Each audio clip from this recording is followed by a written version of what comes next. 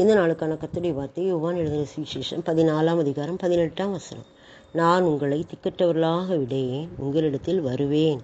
இந்த இடத்துல ஒரு அருமையான ஆறுதலின் வார்த்தையை கர்த்தர் நமக்கு கொடுக்குறாரு. நான் உங்களை திக்கற்றவர்களாக விடேன் சொல்றாரு. நம்மை திக்கற்றவர்களாக விடாத ஆண்டவர் அப்படியே ஆண்டவர். உன் தகப்பனும் உன் தாயும் கைவிட்டாலும் நான் உன்னை கைவிட மாட்டேன் அப்படின்னு சொல்லியிருக்கிறாரு. தாய் தன் பிள்ளைகளை மறந்தாலும், தாய் தன் பாலகனை மறந்தாலும் நான் மறக்க மாட்டேன் அப்படின்னு சொல்லியிருக்கிறாரு. அப்படிப்பட்ட கிருபை தருகிற, அன்பு செலுத்துகிற, அரவணைக்கிற, நமக்காக பரிதபிக்கிற, நம்ம மேல் பாசம் காட்டுகிற ஒரு தகப்பன் நம்மோடு இருக்கிறார். அவர் இயேசு கிறிஸ்து. அவர் தான் அந்த அதிகாரத்தை யோவான் 14ஆம் அதிகாரத்தை அவருடைய சொந்த வாயினால் அவர் சொல்லியிருப்பார். முதல் வசனம் கூட அவர் சொல்லுவார், உங்கள் இருதயம் கலங்காது இருப்பதாக, தேவனிடத்தில் விசுவாசமாயிருங்கள், என்னிடத்திலும் விசுவாசமாயிருங்கள் அப்படின்னு சொல்லிட்டு வருவார். மக்களுக்கு ஆறுதலை கொடுப்பார். என் நாமத்தினாலே நீங்கள் எதை கேட்டாலும் அதை நான் செய்வேன் அப்படின்னு சொல்லுவார். நீங்கள் பிறகு பிதாவை அறியணும்னா என்ன பாருங்கள், என்னை கண்டவன் பிதாவை கண்டான் அப்படின்னு சொல்லுவார்.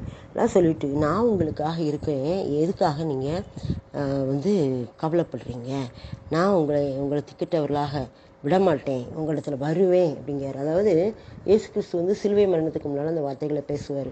அவங்க ஆண்டவரே நீங்கள் எங்கே போகிறீங்க அப்படிலாம் சொல்லி ரொம்ப கலங்கி நிற்பாங்க சீசர்கள். அப்போ தான் அவர் சொல்வார், நான் உங்களை திக்கிட்டவர்களாக விடமாட்டேன், உங்களிடத்தில் வருவேன். எப்படி வருவார்? ஆவியானவராக வருவார். நான் போனாலும் வேறொரு தேற்றவாளனை உங்களுக்காக அனுப்புவேன். அவர் மாம்சத்தில் இருக்கிற இயேசு கிறிஸ்துவை நீங்கள் அறியாத மக்களுக்கு வேறொரு தேற்றவாளனாக அவர் ஆவியானவராக உங்களுக்கு ஆறுதல் கொடுப்பார் என்று சொல்லிட்டு போனார்ல. அதே வார்த்தையின்படி இன்றைக்கும் நம்மை தேற்றுகிற ஆவியானவர் நம்மோடு இருக்கிறார். அவர் சொன்ன வார்த்தை, நான் உங்களை திக்கற்றவர்களாக விடேன். நாம் என்ன செய்வோம், இந்த காரியத்துக்காக என்ன செய்வோம், நமக்கு யார் இருக்கிறா, பரிந்து பேச யார் இருக்கிறா அப்படிலாம் சொல்லி நம்ம கஷ்டப்படும் போது, மனவேதனைப்படும் போது நமக்காக ஒரு பரிசுத்த ஆவியானவர் இருக்கிறார். உங்களுக்கு வாக்கு கடங்காத பெருமூச்சுக்கள் கூட அவர், நீங்கள் இன்னபடி வேண்டிக்கொள்ள வேண்டியது ஏற்றபடி வேண்டிக்கொள்ள வேண்டியது இன்னதென்று அறியாமல் இருக்கிறபடியால் ஆவியானவர் தாமே உங்களுக்காக வாக்கு கடங்காத பெருமூச்சுக்களோடு வேண்டுதல் செய்கிறார் என்று சொல்லப்படுது. அப்போ நமக்கு தெரியாத நேரங்களில், புரியாத நேரங்களில் கர்த்தர் நம்மோடு இருந்து நம்ம என்ன செய்கிற ஆவியானவராக இருந்து, இயேசு கிறிஸ்து கர்த்தராகிய தேவன், கர்த்தராகிய இயேசு கிறிஸ்து ஆவியானவராக நம்மோடு இருந்து நம்மை ஆட்டி தீட்டி அரவணைப்பார். இயேசு கிறிஸ்து மாம்சத்தில் வரும்போது ஒரு குறிப்பிட்ட பகுதிக்கு தான் ஆசீர்வாதமாக இருக்க முடிஞ்சுது.